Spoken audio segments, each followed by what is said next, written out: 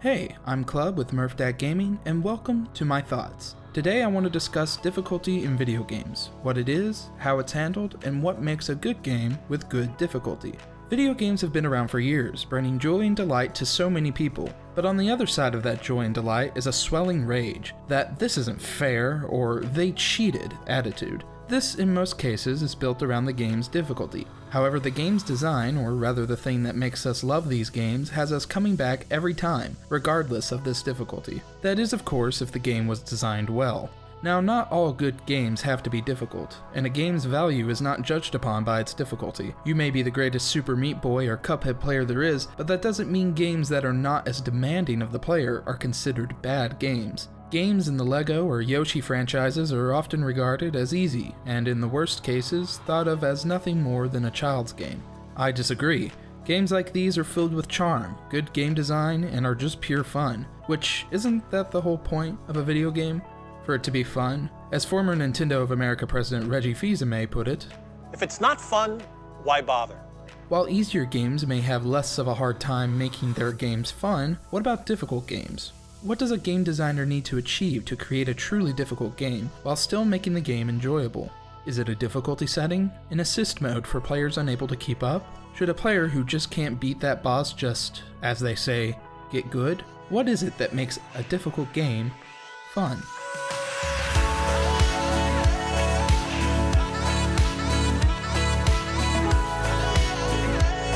To pivot off that, I would like to talk about the main game for today's topic, and its predecessors. On March 22, 2019, Sekiro Shadows Die Twice was released from the wonderful and sometimes creepy company From Software. From Software are notoriously known as making quote-unquote impossible games. Games that make most people rage quit, never to pick up their games again. If you aren't familiar with their games, some of their most popular games include 2009's Demon's Souls, 2011, 2014, and 2016's Dark Souls 1, 2, and 3, respectively, 2015's Bloodborne, and of course, Sekiro, all of which I've played and beaten, aside from Demon's Souls, which is still on my list of games to play. Dark Souls, probably the most popular of their IPs, is an RPG that takes place in a strange world filled with dragons, huge monsters, and jolly cooperation. The Souls games are cherished by a huge number of people, and who wouldn't, with its rich, interconnected environments and its deep, intriguing lore. A lore, mind you, that can only be studied by reading item descriptions.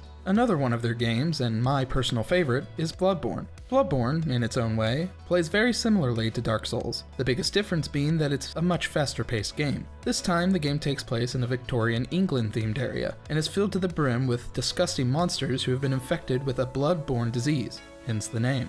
And last but not least, we have Sekiro. Sekiro takes place in Japan. Fitting for FromSoft considering that this is their home country. It's also a nice change since both the Souls games and Bloodborne were very Western inspired. At first glance, Sekiro looks and feels similar to Souls games, but as you'll soon find out as you play the game, that couldn't be further from the truth. But before we discuss that, what is one thing that all these games have in common? Fans of FromSoft that are always drawn to these games are drawn for more than one reason, but they always share at least one of those reasons: the difficulty. Each of these games are brutally hard, and ask a lot of the player, and this is what people want. They don't want to have their hand held as they play through a game. They want to be thrown into the crazy world FromSoft made, and die over and over and over again. To an outsider looking in, you may think that this is crazy. Why on earth would somebody want to get mad at a really hard game? I myself have sunk several hours into these games, going as far as platinuming both Bloodborne and Sekiro. If you thought people were crazy for enjoying a hard game, you must think I'm really crazy for going as far as 100%ing these games, especially Sekiro, since, as of this recording, it's only been out for 2 weeks. But there's a reason for this madness, a reason for people seeking a challenge from the all-powerful From Software. This reason being, From Software has perfected making a difficult game fun.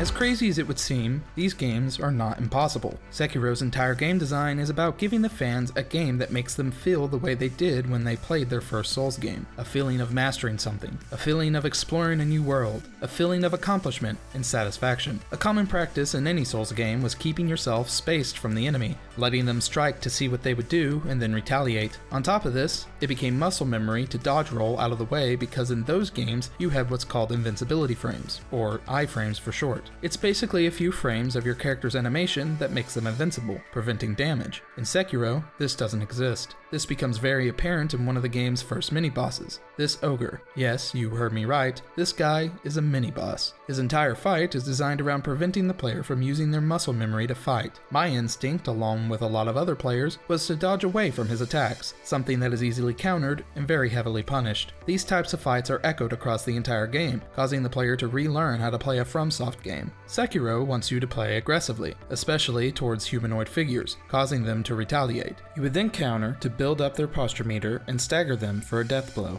This entire game was designed this way, to be the game that makes players leave their comfort zone and learn from their mistakes. To a returning fan, this is frustrating, but we knew this going in. This is a From Software game we're talking about. We have only ourselves to blame for this game being frustrating. But, and I think I speak for a lot of players when I say this, it's still super fun. And that fight was just the start of what makes this game practically perfect in every way. But I still haven't answered the question, what exactly is it that makes these games fun, even though they frustrate you to no end?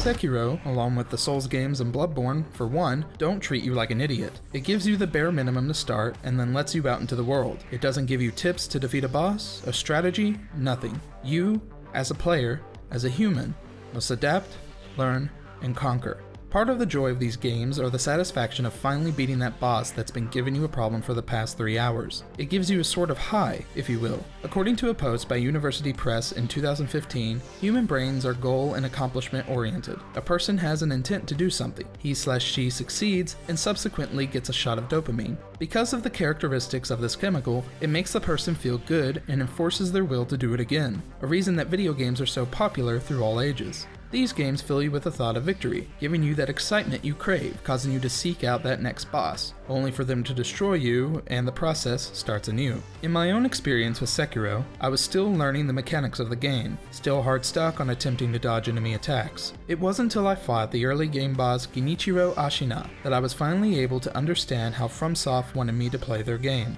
Using my new learned knowledge to study Genichiro's patterns and take him down, I was filled with an invigorating emotion. The thrill of doing something on my own and accomplishing it was very exciting. I wanted more, and I couldn't wait for the next fight to feel that emotion again.